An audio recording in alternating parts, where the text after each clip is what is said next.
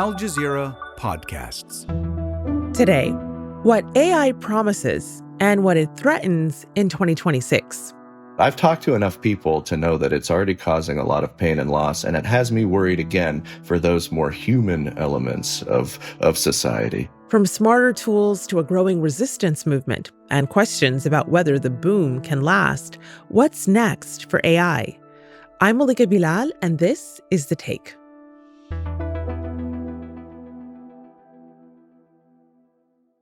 Hey everyone, as you're watching today's show, remember to leave us a comment telling us what you think about this episode.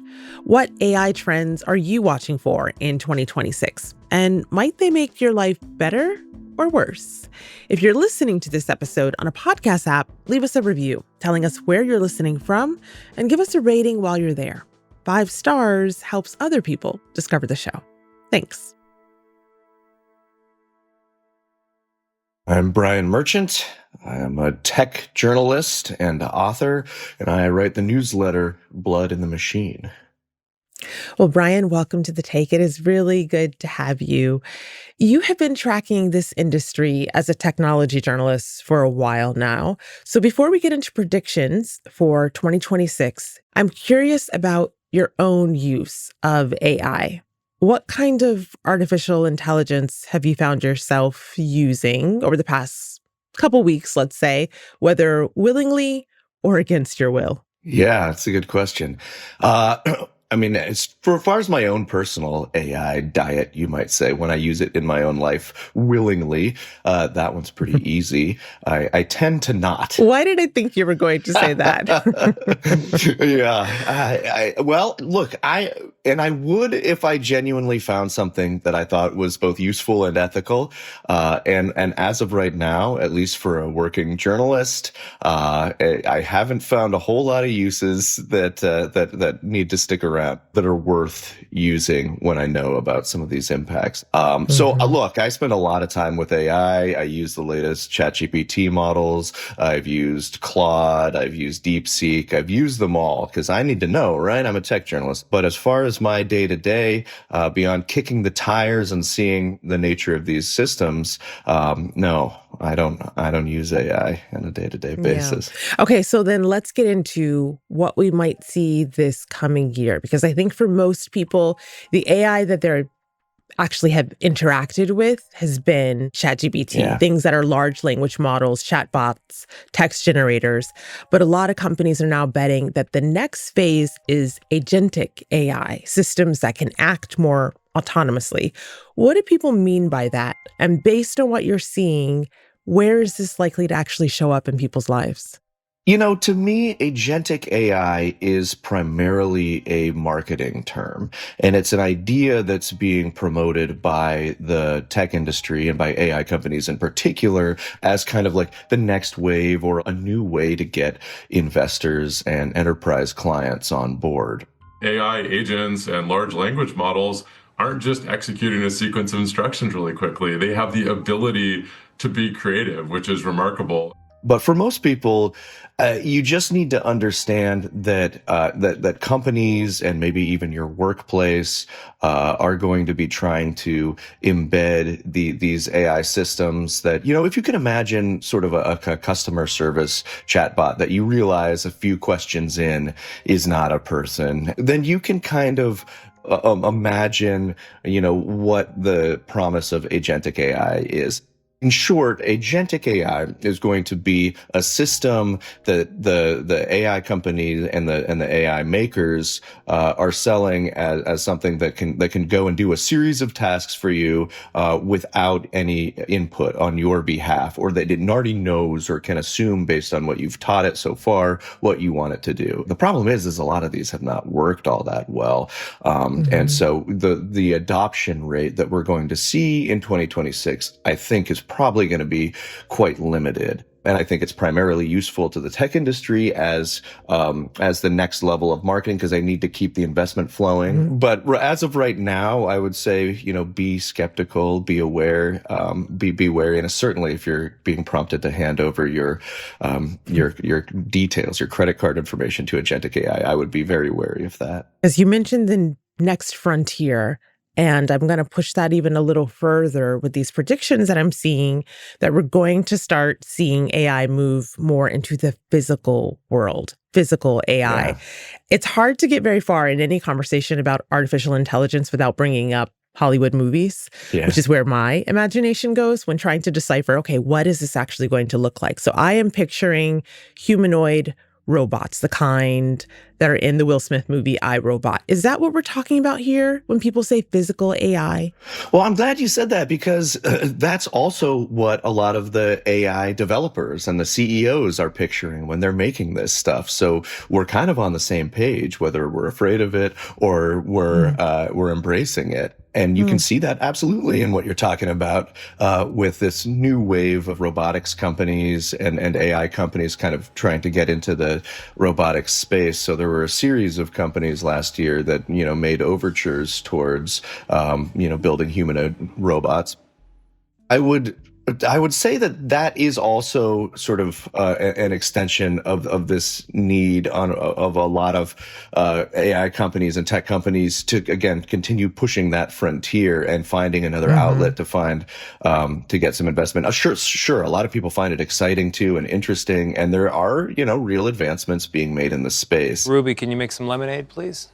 A humanoid robot bought off the shelf and then painstakingly trained to complete what only looks like Not bad. Not bad at all. Look at that. a simple task. From what I've seen so far, I don't think we're going to worry about these robots entering into our households and workplaces, the humanoid robots anyways, but these humanoid sort of robot that actually look like they could come and cruise in and be your future butler. They're not really working quite so well yet. Most of these robots are still being controlled by people remotely for a lot of the decisions that they need to make, because there's just so many different decisions when a robot is in a bodied space. I mean, even though we're sitting here with our headphone cans on, we can spontaneously, get up and flail our hands around, or I could just let out a big scream. Who knows? So Right. so even something as simple as getting up, standing up, walking over, and preparing a cup of coffee is a really complex task. And maybe that's not to say we won't get there, but I would preach the gospel of skepticism here. So agentic AI, humanoid robots, you're saying help these companies keep this investment rolling, give them a reason for the investment that we've already seen, and we should be skeptical. But are there other emerging and advancing tech on the horizon for 2026 that you're watching or you're worried about? I'm chiefly worried about the applications of the technology that's already here and the ways that it's being used. I'm glad you brought that up, because we don't need the technology to sort of reach escape velocity. We don't need to see the singularity to be worried about what a lot of this stuff can do. We're seeing, for instance, ICE ink contracts with tech companies to use AI to comb through databases of names of people that may or may not be in the country legally, and knowing what we know about the error rates of some of these systems and the biases that are built into these systems. I'm worried about stuff like that. Right. I'm worried about AI systems being pumped into workplaces and then used as an excuse to lay off workers, whether or not it can do a better job, right? And being used as a tool to reduce headcount. I mean, we've seen how AI systems were used, for example, by the IDF, in Israel, as a means of accelerating and facilitating the selection of targets. That there was not often a human in the loop. It was speeding through people and selecting people, and one of the most horrifying uses of AI yet. So these are effects of AI that are not, is AI going to, achieve the singularity and replace us all? It's, how are these companies and people using these tools? What are they enabling on the ground in society today in 2026? And so that's what I spend most of my time thinking about. We'll have more with Brian after the break. So I want to focus in on one of the worries that you brought up in particular, because you've written a lot about it. And that's what this all means for jobs right now and for the year ahead.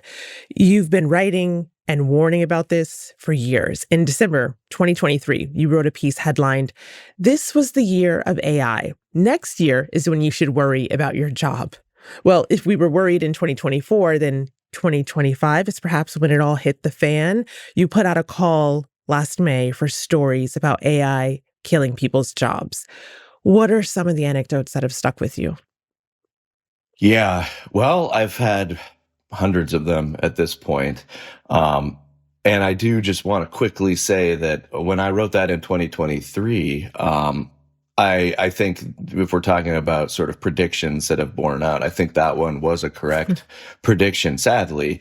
Once again, not because the AI has become so all powerful it can replace any job, but because it's so alluring for an executive or a manager to want to sort of try to take the opportunity to sort of get some productivity gains, whether or not it is. And we hear a lot about this principle that people who have confronted AI-related job loss, and they call it the good enough principle, where it doesn't matter if the AI is better than you at your job or does it faster, or even ask, is it good enough so that a manager can kind of get away with replacing that job? Brian, you're killing my brain here, because a human could never get away with just being good enough at work, right? That's why we have evaluations and we are appraised of how we are doing. So good enough would not cut it for you or me.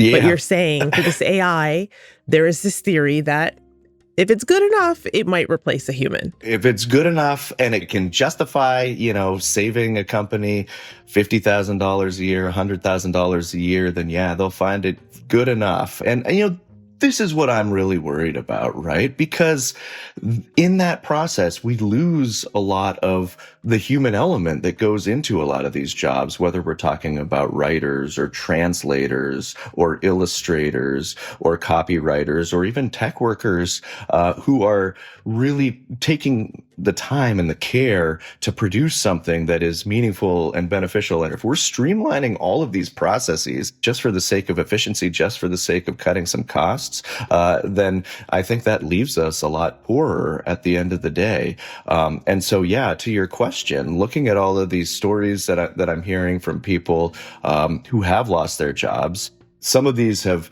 stuck with me because they're just so sad. Somebody who's in their 50s, who was a translator all their life, and then now you can sort of put that text into an AI system and get a good enough output that, may be stripped of nuance and context and a locality, but it's certainly going to maybe be functional for some purposes. I've heard stories of people, copywriters, who have lost their work to the extent that they've, feel like they've been forced to turn to sex work to pay rent. Wow. I've heard stories of artists who have seen their clients just disappear overnight in mass. But this isn't yet a mass sort of job loss phenomenon that we've been sort of warned about, especially by the AI executives themselves. I've talked to enough people to know that it's already causing a lot of pain and loss, and it has me worried again for those more human elements of society. But you mentioned that we are not yet seeing mass layoffs. So I wonder what these stories that you've collected, what that tells you about the labor landscape in 2026. Can we read into it? So I think that the same trend lines that we have seen advancing so far will continue, and they will continue to accelerate. Now, the reason that the AI boom has been so sustained, despite none of these companies cracking the code as to how to turn a profit on these services yet. Well, the $1 million question. The $1 million question. That's right. And, to me, I look at what the companies really want and what, for instance, OpenAI has been promising explicitly from the beginning.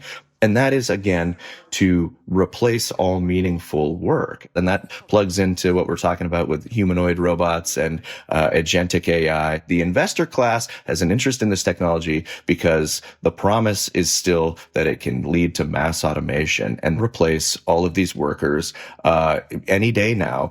It's even if the data says that it's not there yet, even if the mass job displacement hasn't quite happened yet, they are still holding out hope. And so I would expect to see sort of this pressure, this talk of job displacement continue, because it does also serve the AI companies themselves to have it continue. I would worry that, we'll see it pushed into even more workplaces that are not just creative workplaces. If the customer service can be done with this, or product design. Designers, I think, are starting to be a lot more worried about AI in their workplaces too.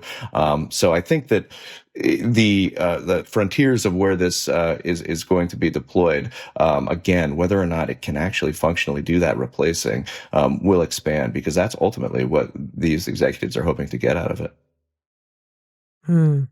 Well, and speaking of the executives briefly, we can't really talk about them without talking about something we've seen a lot of headlines on, which is whether or not we're in an AI investment bubble, and whether or not that bubble is about to pop. Where do you fall on that? And what would happen if the hype around this industry starts to cool? Yeah, it's another one of those $1 million questions. This is sort of defied predictions of all sorts so far. Just the size and the extent of this bubble has continued to confound and expand. We're setting records every few months now, whether it's the size of investment in OpenAI, which has become sort of the largest private company to receive the largest investment round ever, despite not having any profitable products. Meanwhile, NVIDIA, which as we speak is valued at $4.6 trillion, it has set records at every turn. I mean, to me, there's no, I think, explanation other than the fact that we are in a bubble of some kind. I don't, even the CEOs themselves, the tech CEOs, they say we're in a bubble. The question is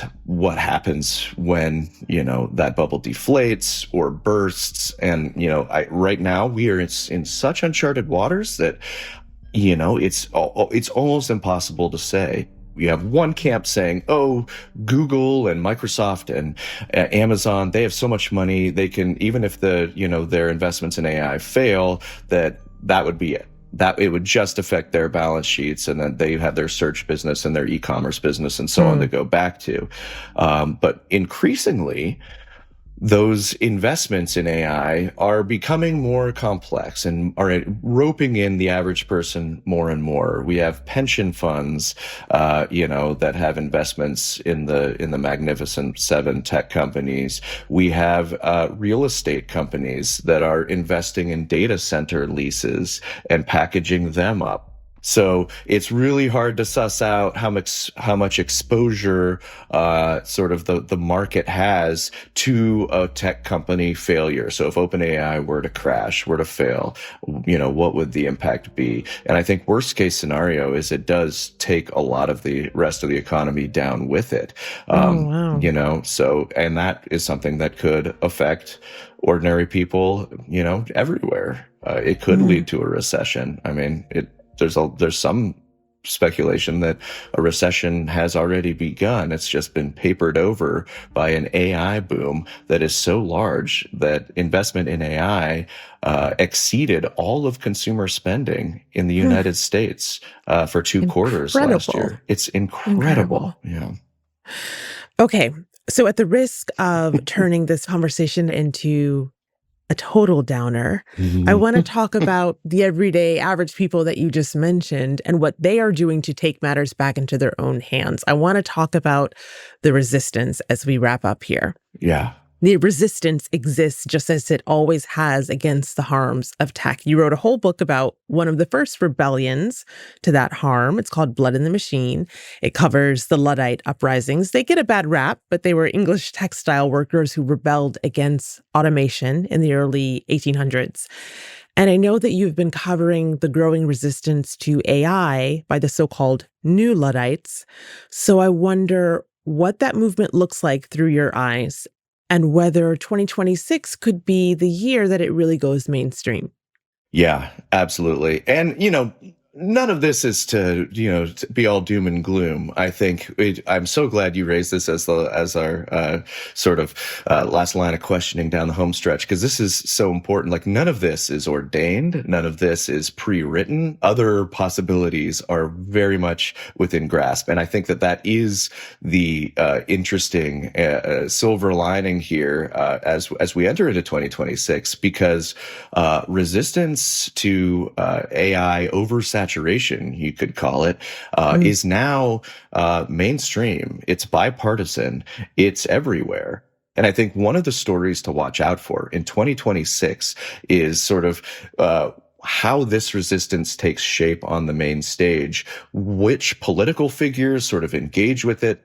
You can look at, the Republican governor, Ron DeSantis, who has unveiled a long list of state legislation that he is considering for taking on AI at a time when, the Trump administration is completely all for AI. You could look around the country and see the battle lines being drawn over some of these massive data centers that are being built in communities across the United States. And, you look at the people who are sort of standing up and saying, no, why do we need this enormous mega project in our backyard? It's only going to create a handful of jobs. It's going to raise electricity prices. It's going to drain water from the local freshwater supplies that we rely on. People are angry about unregulated chatbots, unregulated AI, data centers that are just expanding without any seemingly checks and balances. And then you have the next level up where the new sort of Luddites you mentioned that are really pointing the finger directly at the tech companies and saying, we think that the technology as you are developing it is making our lives worse, is extracting social value from human interaction in a way that's toxic. So we have these Luddite clubs that are shunning phones and doing demonstrations outside of Apple stores. So there are a real sort of protest movements rising up against this. Well, Brian, and then does that all make you hopeful or nervous about the year ahead?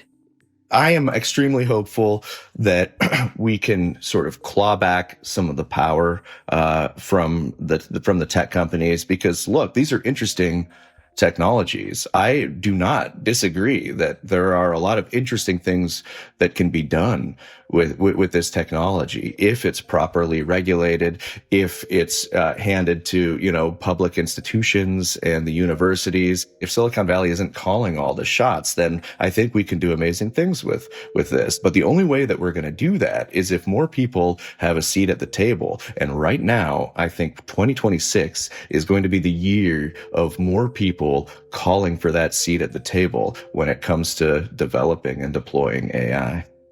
Well, you'll be writing about it. We'll be watching. Brian, thank you so much for this conversation. I really appreciate it. It was my pleasure. Thanks for having me.